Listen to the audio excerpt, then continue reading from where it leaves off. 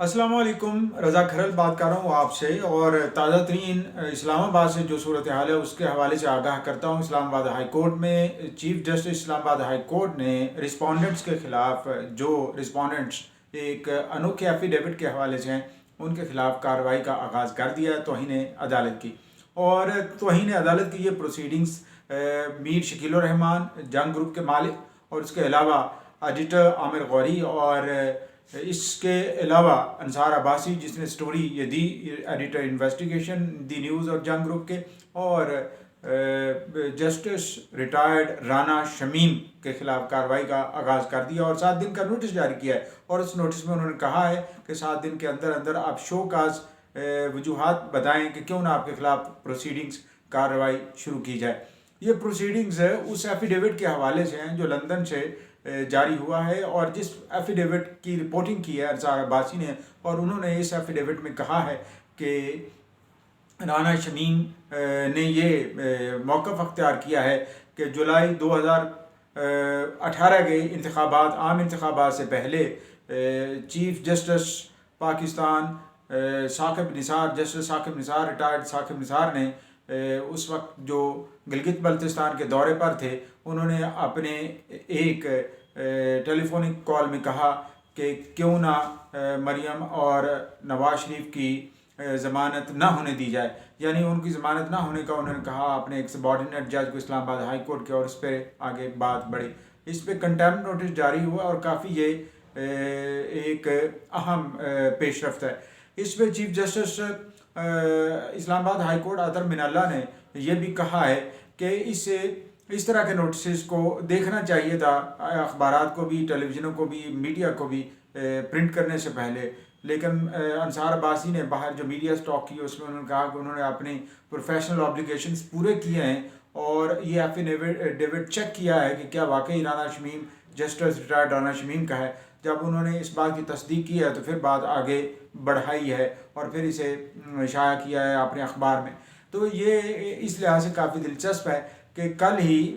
मरियम नवाज़ और नवाज शरीफ के ख़िलाफ़ जो नवाज शरीफ की पिटीशंस हैं इस्लामाबाद हाई कोर्ट में लगनी हैं, जिसमें उन्होंने इस्तदा की है कि उनके ऊपर जो पाबंदियां हैं उनको जो सज़ा दी गई है वो ख़त्म की जाए। ये सज़ा उन्हें 2018 में दी गई थी और ये सिलसिला तब से लेकर ऑनवर्ड चला हुआ। कम से कम 6 बार ऐसी वीडियोज़ और चीज़ें सामने आई हैं जिनसे ये इस तासर को तक़वियत मिली है कि हो ना हो इस जो जुडिशल सिस्टम है उसके अंदर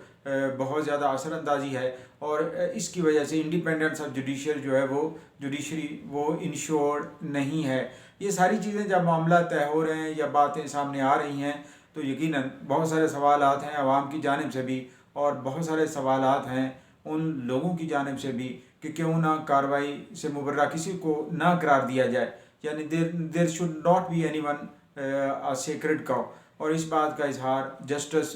अतहर मिनल्ला ने भी किया है अपने रिमार्क्स में इस पिटीशन के ऊपर या इस वो मोटो नोटिस के ऊपर। अब आगे देखते हैं कि ये किस तरफ जाता है। 7 दिन का डेडलाइन है और 7 दिन के बाद फिर रिस्पोंडेंट्स को जवाब देना होगा कि उनके खिलाफ कार्रवाई का आगाज़ बाकायदा किया जाए। अंसार अब्बासी कहते हैं कि वो तैयार हैं इस कार्रवाई के लिए, कोई भी अदालत उनके खिलाफ या उनको के खिलाफ फैसला करे वो तैयार हैं, लेकिन उन्होंने अपनी प्रोफेशनल ऑब्लिगेशंस पूरी की हैं और उन प्रोफेशनल ऑब्लिगेशंस के होते हुए उन्हें किसी बात का कोई डर नहीं है। उन्होंने ये भी कहा है कि उनके अंदर भी यही बोनाफाइडी था और या यही नीयत थी कि जुडिशल इंडिपेंडेंस होनी चाहिए, कि अदलिया के ऊपर किसी किस्म का कोई असर नहीं होना चाहिए। जस्टिस सिद्दीकी हो या और जज साहिबान जिनके रिमार्क्स हम माजी में सुनते चले आ रहे हैं कि उनमें यही तासर मिलता है कि जुडिशरी के अंदर बहुत ज़्यादा इंट्रूडर्स हैं जो घुसपैठ के हैं और वो मामला ख़राब कर रहे हैं।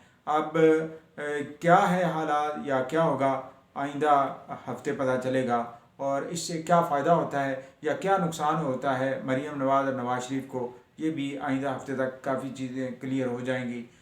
लेकिन इस पर एक चीज़ जो सामने आई वो ये कि हुकूमत